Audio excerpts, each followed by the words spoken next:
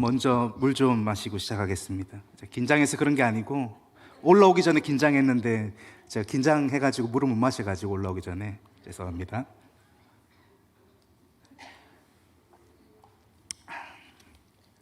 이 시간에는 성육신의 은혜라는 제목으로 우리가 주님께서 성육신 하신 것이 어떠한 의미인지 우리가 다시 생각해보고 그 안에 담겨진 놀라운 은혜를 이 시간 함께 나누고자 합니다.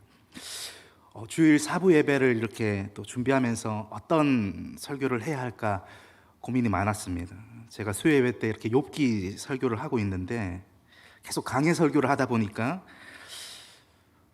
또 그 본문이 욥기 본문이 좀 중복되고 또 그 함의하는 내용들이 좀 비슷비슷해서 성도님들이 자주 이렇게 안 그래도 들으시는데 사부까지 이렇게 또 들으신다면 아마 시험 드실 것 같다라는 그런 마음이 들어서 제가 이제 또 더군다나 또 이렇게 11월 달부터는 또 혹시 욥기 새벽에 욥기 나가시는 거 아시죠?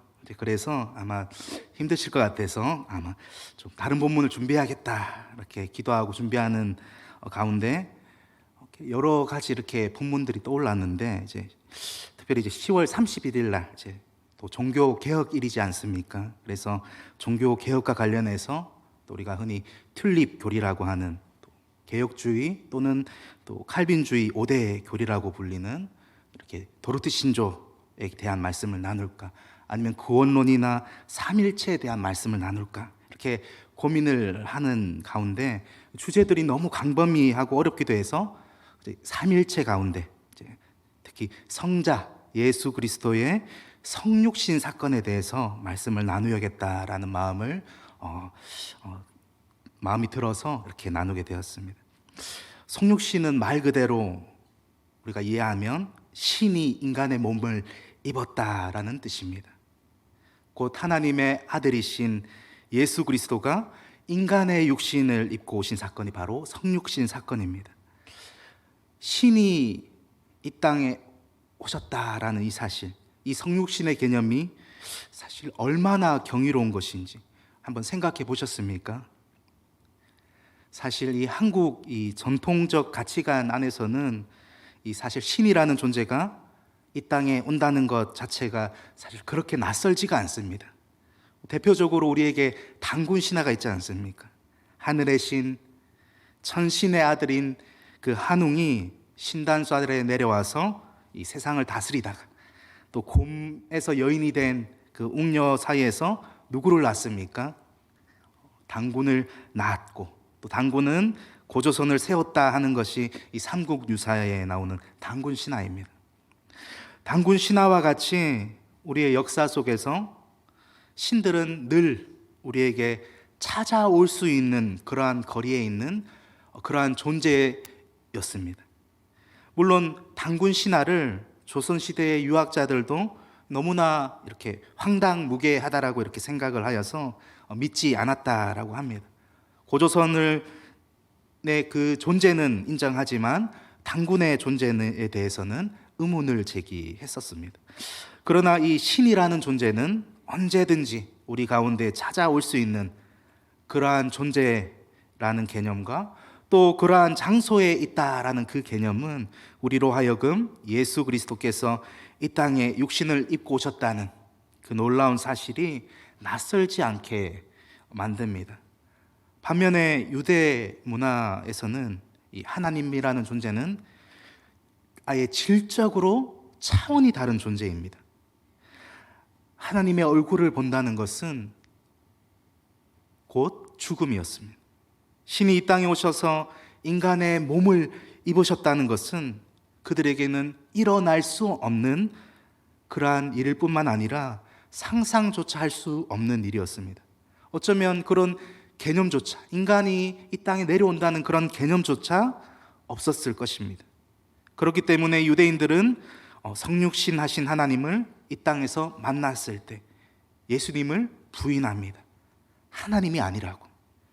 예수의 신성을 부인하고 오히려 예수를 신성모독이라고 이렇게 몰아갑니다. 유대인들에게 하나님은 인간과는 질적으로 다른 이루 말할 수 없는 가치가 있는 존재라고 여겼기 때문에 신이라는 존재가 인간의 몸을 입고 이 땅에 오셨다는 사실을 유대인으로서는 받아들이기 힘들었을 것입니다. 그러나 유대인들 중에서 예수와 그의 성육신을 믿게 되었을 때 예수께서 성육신 하셨다는 사실이 얼마나 놀라운 것인지, 얼마나 위대한 것인지, 얼마나 경이로운 것인지를 그들은 느꼈을 것입니다. 그렇다면 우리들은 어떠합니까? 우리들은 이 성육신 하셨다는 사실을 이렇게 받아들이기는 쉬울 수 있지만 성육신 하신 것이 얼마나 놀랍고 경이로운 것인지는 우리가 잘 이해하지 못하는 경우가 많습니다. 그저 간과해버리고 지나쳐버리는 경우가 많은 것이죠. 그래서 이 시간을 통해서 성육신 하신 그리스도가 이 땅에 오심이 어떤 의미를 가지는지 우리가 함께 깊이 생각해 보기를 원합니다. 먼저 성육신의 개념을 우리가 먼저 한번 살펴보려고 합니다. 크게 네 가지로 정리를 했습니다. 첫 번째 성육신은 말씀이 육신이 되신 사건입니다. 오늘 본문 1절과 14절을 우리가 한번 다시 보겠습니다. 태초에 말씀이 계시니라. 이 말씀이 하나님과 함께 계셨으니 이 말씀은 곧 하나님이시라. 말씀이 육신이 되어 우리 가운데 거하심에 우리가 그의 영광을 보니 아버지의 독생자의 영광이요 은혜와 진리가 충만하더라. 아멘. 말씀은 곧 진리이고 진리이신 예수 그리스도를 말합니다.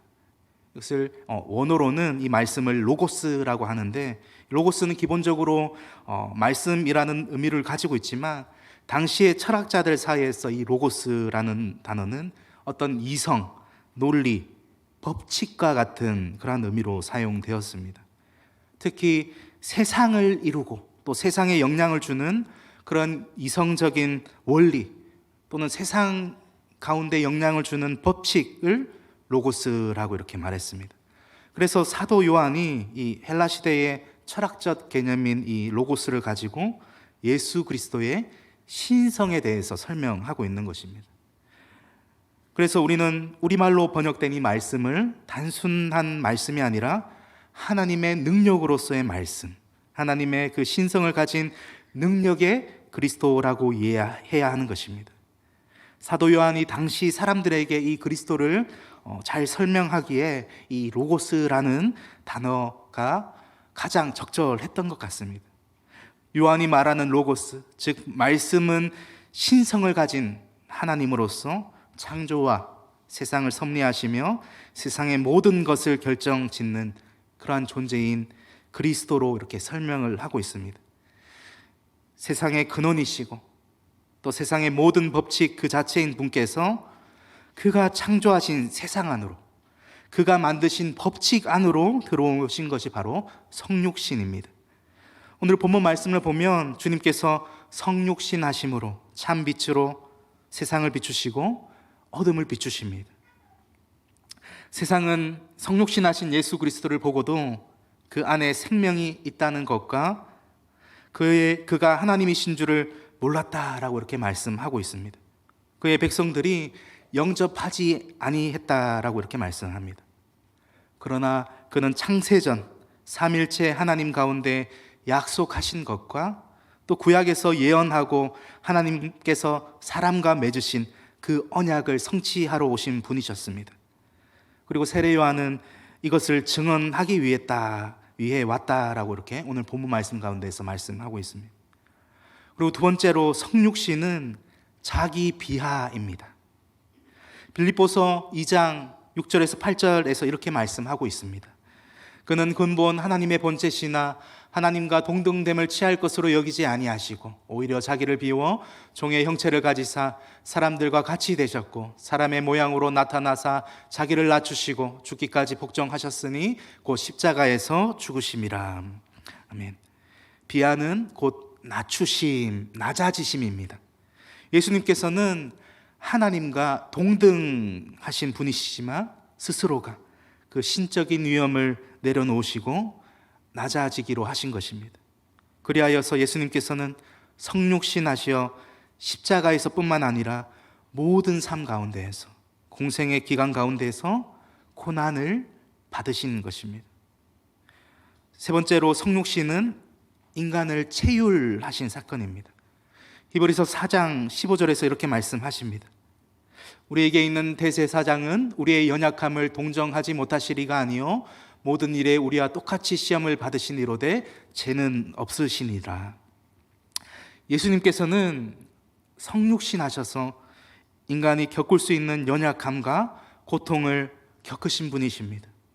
그래서 인간의 고통을 경험하시어 다 알기 때문에 진정으로 우리를 동정하시고 또 대제사장으로서 하나님께 중보하실 수 있으신 것입니다. 마지막으로 성육신은 하나님의 아들이 사람의 아들이 되신 사건입니다. 예수님은 참 하나님이시자 참 사람인 것이 그의 본질입니다. 삼위일체 하나님의 제2위격인 하나님, 성자 하나님이 사람의 몸을 입으신 것, 영원한 하나님의 아들이 사람의 아들이 되신 사건이 바로 성육신입니다.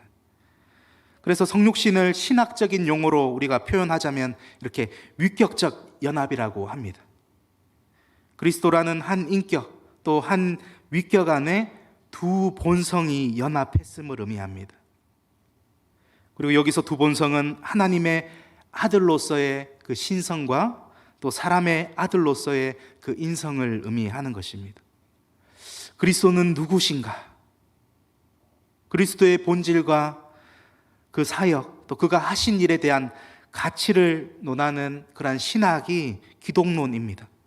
그래 역사적으로 성육신 그리스도와 그의 신성과 인성에 관련하여서 교회사 안에서 많은 논쟁들이 있어 왔습니다. 성경이 명확하게 말하지 않는 것 가운데 하나님이 어떻게 사람일 수 있는가? 또 그리스도가 어떻게 하나님이시면서 또 사람일 수 있느냐 하는 질문들이 있어 온 것입니다. 그래서 이와 관련하여 여러 이단들의 주장이 있었습니다. 또 여러 공회를 거쳐서 그러한 이단들을 정죄하고 또 예수님의 위격과 그의 사역에 관련하여 논리적으로 이렇게 정립하게 됩니다. 그리고 415년 칼케돈 공의회에서 예수님은 온전한 하나님이며 완전한 사람이라는 신조가 만들어집니다. 졸린 이 신학적인 설명을 하니까 또 우리 성도님들 잠에서 깨시라고 또 이런 상을 만들어 주는 것 같습니다. 자, 그래서 계속해서 이 이단들에 대해서 짧게 설명할 것인데 우리가 이 예수 그리스도의 위격과 관련하여 이렇게 잘못 해석한 이단들을 우리가 살펴보면 먼저 에비온파들은 예수님의 이 신성을 부인했습니다. 예수는 그저 단순히 사람이었고 하나님이 아니었다라는 주장입니다. 그저 율법에 순종하심으로 우리를 구원으로 인도하는 그런 어떤 도덕적인 스승으로 이렇게 여겼다라는 것입니다. 이와 반대로 가연설을 주장한 자들이 있습니다. 이 가연설이 무엇이냐면 예수님이 이 땅에서 살 때 육신이 진짜 육신이 아니라 육신처럼 보인 것이다, 가짜로 현현한 것이다 라고 이렇게 주장하는 것입니다. 예수님의 육신은 가짜와 같은 환상이었다라고 이렇게 주장하는 자들은 이것은 예수님께서 인성을 지하신 것을 부인하신 것입니다. 그러니까 사람의 몸을 입고 오신 것을 부인한 것입니다. 그렇다면 무엇입니까? 예수님께서 실제로 죽으셨다라는 것도 부인하는 것입니다. 그럼 여기서 질문 한 가지를 또 드리겠습니다. 그렇다면 예수님께서 하나님이 아니셨던 적이 있으십니까? 예수님께서 하나님이 아니셨던 적이 없으십니다.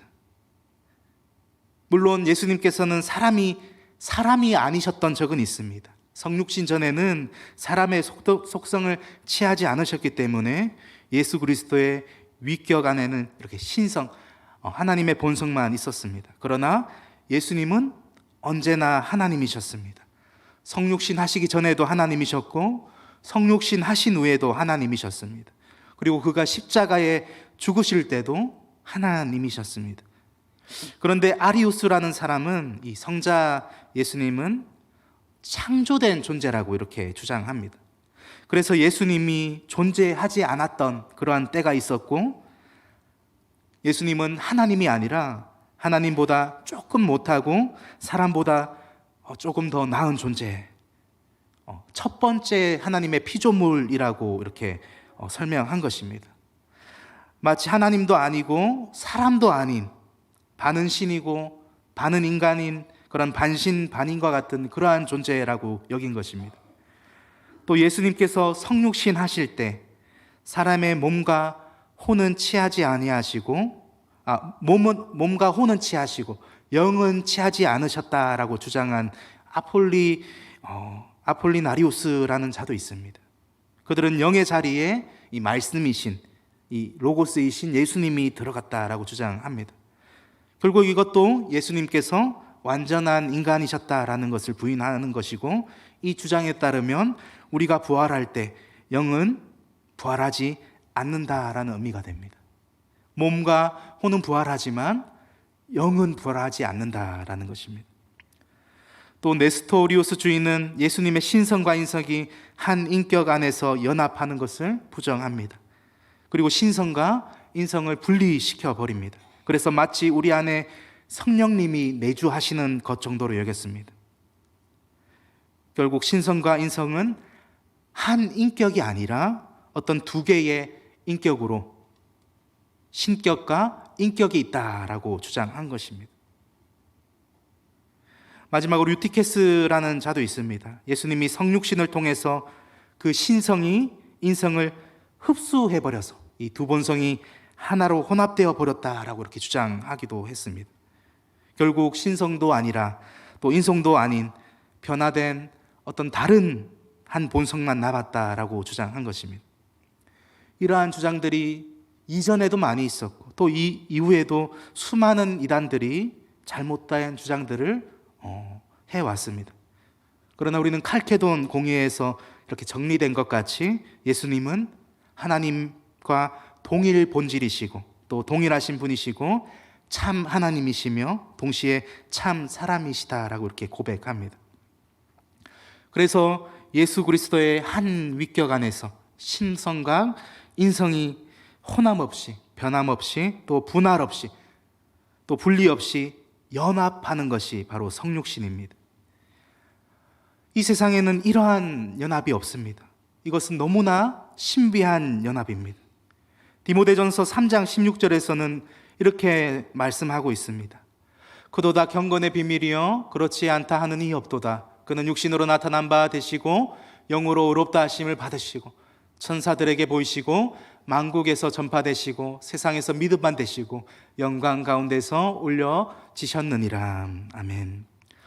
제가 이렇게 또 졸릴 수 있는, 또 관심 없을 수 있는 이런 성육신에 대해서 이렇게 신학적이고 또 교리적인 주제들, 또 여러 이단들을 들어서 이렇게 함께 살펴보고 이렇게 말씀을 드린 것은 이것이 중요하기 때문입니다. 사실 이러한 교리적인 내용들을 어렵다, 나는 관심이 없다, 잘 귀에 들어오지 않는다 라고 이렇게 생각하고 그냥 예수님만 그냥 잘 믿으면 되는 거 아닌가? 예수님이 이루신 일과 또 우리에게 베푸신 그것만 우리가 잘 믿으면 되는 거 아닌가? 이렇게 생각이 드실 수도 있습니다. 물론 이런 교리적인 내용들이 우리의 신앙의 문제와 어찌 보면 크게 상관이 없을 수도 있습니다. 구원의 문제와 상관이 없을 수 있습니다. 그러나 우리가 이 교리를 아는 것은 이단들을 이겨낼 수 있는 힘이 됩니다. 또 이 성육신의 가치는 우리의 신앙의 근간이 됩니다.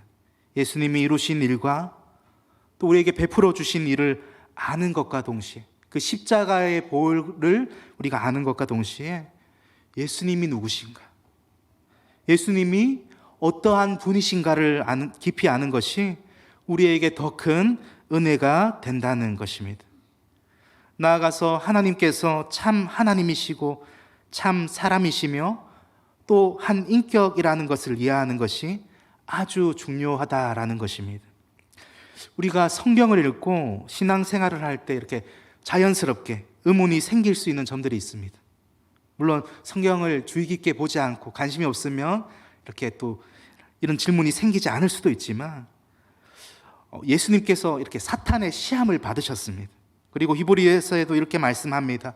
우리와 똑같이 시험을 받으시니로되 죄는 없으시니라. 그렇다면 예수님께서 시험을 받으셨다라는 것은 예수님께서 그 시험에 넘어가서 죄를 지을 수 있었다는 그러한 뜻입니까? 예수님께서는 하나님이신데 시험이나 고난을 받으실 수 있다라는 그러한 뜻일까요? 어떻게 생각하십니까? 우리는 이것을 위격적 연합으로 이렇게 받아들입니다.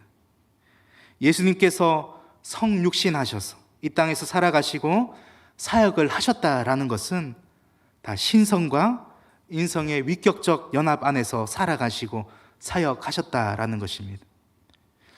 좀 더 이렇게 설명하자면 예수님께서 하나님의 그 본성으로 이 세상을 창조하신 분이십니다. 그런데 인간의 본성으로는 그가 창조하신 이 세상에 오셔서 배고파도 하셨던 분이십니다. 그리고 신성에 따라서는 고난을 당하실 수가 없으십니다. 하나님은 고난을 당하실 수가 없습니다. 그러나 인성에 따라서는, 사람에 따라서는 또 고난을 당하신 분이십니다. 하나님의 그 속성에 따라서는 시험을 당하실 수가 없습니다. 그러나 인간의 속성에 따라서 또 사탄에게 이렇게 시험을 받으셨습니다. 또 인성에 따라서는 사람의 몸으로서는 걸어 다니셨습니다. 그러나 또 하나님으로서는 어디에나 계신 분이셨습니다. 그리고 인성에 따라서 하시든 또 신성에 따라서 하시든 다 한 위격인 예수 그리스도에게로 돌려지는 것입니다. 이것이 다 모두 예수 그리스도가 하신 일이라는 것입니다. 이게 어떻게 가능한 일입니까? 예수 그리스도라는 성자 하나님의 본질 안에서 하나님의 그 속성과 사람의 속성이 교통하는 그 연합하심으로 가능한 것입니다. 이것이 우리가 다 이해할 수 없는 그리스도 위격 안에서 두 본성이 연합한 성육신의 신비입니다. 그런데 이것이 왜 중요한가? 사실 몰라도 됩니다. 그런데 이것이 왜 중요한가? 예수님이 참 하나님이시자 참 사람인 것이 왜 중요한가? 그것은 우리를 구원하시기 위해서는 예수님께서는 온전히 인간이시면서 또 동시에 온전히 하나님이셔야 했기 때문입니다. 신성과 인성의 두 본성을 가지신 분만이 우리의 유일한 중보자가 되시는 것입니다. 두 인격을 가진 두 명의 중보자가 아니라 한 중보자입니다. 디모데전서 2장 5절에서 이렇게 말씀하고 있습니다. 하나님은 한 분이시요 또 하나님과 사람 사이의 중보자도 한 분이시니 곧 사람이신 그리스도 예수라. 아멘. 우리가 구원을 받으려면, 우리의 죄를 용서받으려면 대속이 있어야 합니다. 값을 치르는 것이 있어야 합니다. 그런데 죄의 싹은 사망입니다. 피 흘림이 있어야 된다는 것입니다. 그런데 하나님이 홀로 죽으실 수 있으십니까? 하나님의 그 본성만 가지고 하나님이 죽으실 수 있으십니까? 하나님은 죽으실 수 없으신 분이십니다. 그리고 사람이 홀로 죽음을 이길 수 있습니까? 우리 스스로 그 죽음을 이길 수 있습니까? 없습니다. 그래서 예수님께서는 사람의 몸을 입으시고 참 하나님이시자 참 사람으로 성육신 하셔야 했던 것입니다. 참 사람이자 참 사람으로서 이 땅에 오신 이유가 여기에 있는 것입니다. 우리의 죄 때문에. 예수님은 참 인간으로서 우리를 대신하여 죽으시기 위해서 오셨습니다. 그리고 참 하나님으로서 죽음을 이기셨습니다. 부활하셨습니다. 이 모든 것이 바로 한 위격 안에 있는 예수 그리스도에게로 돌려지는 것입니다. 죽으신 것도 예수님이시고 부활하신 이도 예수님이십니다. 그래서 우리는 예수 그리스도를 믿을 때에 부활을 소망할 수 있게 되는 것입니다. 사랑하는 성도 여러분, 지극히 높으신 분께서, 무한하신 분께서 이 땅에서 죽으심으로 우리의 죄값을 치르셨습니다. 그래서 그 치르신 그 값은 무한합니다. 그리고 우리에게 또 값없이 주신 그 의도 무한한 은혜입니다. 로마서 5장 8절과 요한 1서 4장 10절을 한번 보겠습니다. 우리가 아직 죄인 되었을 때에 그리스도께서 우리를 위하여 죽으심으로 하나님께서 우리에 대한 자기의 사랑을 확정하셨느니라. 사랑은 여기 있으니 우리가 하나님을 사랑한 것이 아니요 하나님이 우리를 사랑하사 우리 죄를 속하기 위하여 화목 제물로 그 아들을 보내셨음이라. 아멘. 주님은 우리를 너무나도 사랑하셔서 이 땅에 인간의 몸을 입고 이 땅에 오신 것입니다. 시간에 조금 상쾌하지 못한 이야기를 하려고 하는데 바퀴벌레에 관한 이야기입니다. 성도님들께서는 혹시 성도님 중에서는 바퀴벌레를 좋아하시는 성도님들 계십니까? 얘기만 들어도 조금 소름 끼쳐 하시는 분들이 있으실 것 같은데, 그래서 제가 사진을 준비하려고 하다가 그거 보고 놀라실 것 같아서 사진을 준비하지 않았습니다. 저희 집에서 바퀴벌레 2마리를 이렇게 목격을 했습니다. 근데 이 바퀴벌레가 그냥 집 바퀴가 아니라 이 미국 바퀴 아십니까? 미국 바퀴. 하나는 미국 바퀴였고 하나는 독일 바퀴였는데, 미국 바퀴는 좀 갈색깔이 나고 좀 커다란 녀석이고, 또 이제 독일 바퀴는 약간 거무스름한데 집 바퀴보다는 훨씬 큰 그런 바퀴입니다. 그런데 처음에 이 미국 바퀴를 목격을 했습니다. 이제 제가 후라이팬을 살짝 들었는데 음식을 요리하려고 휘리릭 지나가는 것입니다. 이 바퀴벌레 큰 것, 이 미국 바퀴 재빠른 것 아시죠? 근데 휘리릭 도망가길래 한 30초 정도 멍 때렸어요. 너무나 커가지고 제가 얼마나 큰지는 이제 설명은 해드릴 수가 없는데, 너무나 커서 그 후라이팬 그 불이 나오는 그 위에서 더더미를 들고 이렇게 머리를 휙휙 돌리는 것을 한 30초 정도를 멍하니 보고 있었습니다. 제가 잡을 그런 엄두가 안 난 그런 녀석이어가지고 이거 어떻게 잡나, 이 녀석이 도망가면 못 잡으면 잠 못 자는 거 아닌가. 저는 벌레 있으면 잠을 잘 못 자서 그런 생각으로 이 바퀴벌레를 보다가 어찌됐든 제가 가정으로서 우리 집에 침투한 녀석을 또 징벌을 해야 되기 때문에, 또 제가 이렇게 고무장갑을 끼고, 원래 작은 녀석이면 고무장갑도 안 끼는데 너무나 커서 제가 끼고 휴지를 이렇게 좀 많이 잡아서 이렇게 딱 처음 시도를 했습니다. 근데 처음 시도를 할 때 잡았는데 몸통 부분만 잡힌 것입니다. 그래서 몸통 부분만 잡히고 제 손 살짝 앞에서 머리를 내밀고 그 긴 더듬이 그거를 막 돌리면서 살려달라고 아둥바둥거리는, 제가 그것을 보고 어떤 마음이 들었겠습니까? 이 녀석 그냥 죽여버려, 불에 태워버리겠다라는 그런 마음이 드는 것입니다. 근데 이 녀석을 어떻게 이렇게 좀 옮겨서 전체적으로 다 덮어서 잡으려고 하는데 이 녀석이 다리 하나 남기고 도망간 겁니다. 그래도 이 녀석을 어찌됐든 그 녀석이 이제 휴지통 쪽으로 가서 결국은 이제 세 번째 시도 만에 결국 잡긴 했는데, 그 녀석이 떨어뜨리고 간 그 다리를 이제 회수를 하고 버릴 때에 그 다리가 얼마나 소름 끼치게 이렇게 단단하던지 마음이 너무나 어려웠습니다. 근데 이제는 안 들어오겠지. 이제 그 큰 바퀴들은 보통 이제 밖에서 들어오는 것이기 때문에 이제는 안 들어오겠지 하고 좀 마음을 놓고 한시름 또 지냈는데, 또 2번째 한 2주 정도 지났을 때 이 독일 바퀴가 커다란 녀석이 들어온 것입니다. 또 이 녀석은 그 싱크대 그 개수대 위쪽에 틈 사이에서 왔다 갔다 하는 것입니다. 잡을 수도 없게 막 왔다 갔다 숨었다가 다시 나왔다가 숨었다가 다시 나왔다가 저를 놀리는 것도 아니고 제가 이 녀석이 그래 한번 누가 이기나 한번 해보자. 제가 불을 켜니까 잘 안 나와서 불을 끄고 이제 한 20분을 그렇게 딱 기회를 노리고 서 있었습니다. 그 녀석이 막 더듬이만 냈다가 막 살짝 나왔다 다시 들어가고. 제가 그 짜서 이렇게 놓는 그 바퀴벌레 약 아십니까? 제가 그거를 짜가지고 그 녀석이 먹게끔 혹시나 내가 못 잡으면 이거라도 먹고 죽어라 하고 이렇게 딱 놔뒀습니다. 그런데 이 녀석이 딱 살짝 머리만 빼꼼 내밀더니 그거를 호로록 먹고 다시 들어가는, 제가 잡으려고 할 그 차에 제가 그것을 보고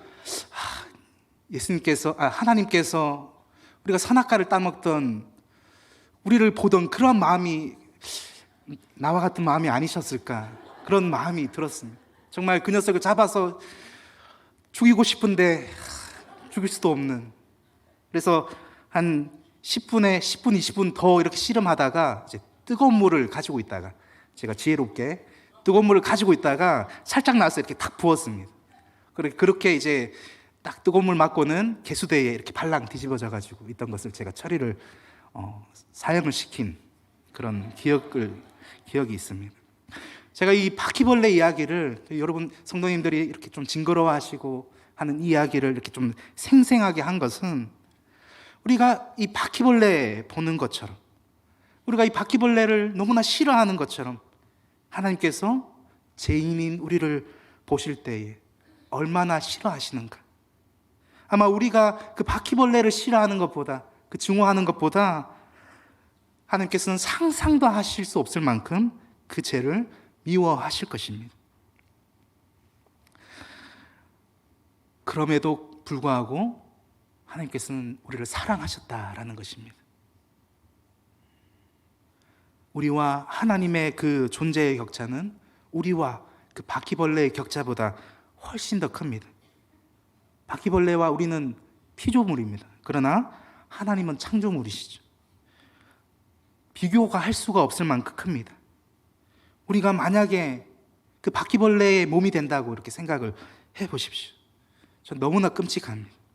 그러나 예수님께서 우리 인간의 몸을 입으시는 것보다 더 끔찍하지 않을 것입니다. 예수님께서 사람의 몸을 입으셨다라는 것은 그 안에, 그 성육신 안에는 하나님의 그 무한하신 사랑이 담겨 있다라는 것입니다. 사랑하는 성도 여러분, 우리는 때로는 너무 십자가의 신앙, 십자가를 통해서 우리를 그 대속해 주신 그 은혜만을 강조하고 기억하는, 우리에게 베풀어 주셨던 그것만 기억하는 그러한 경향이 있습니다. 그러나 그 십자가의 시작에는 성육신이 있습니다.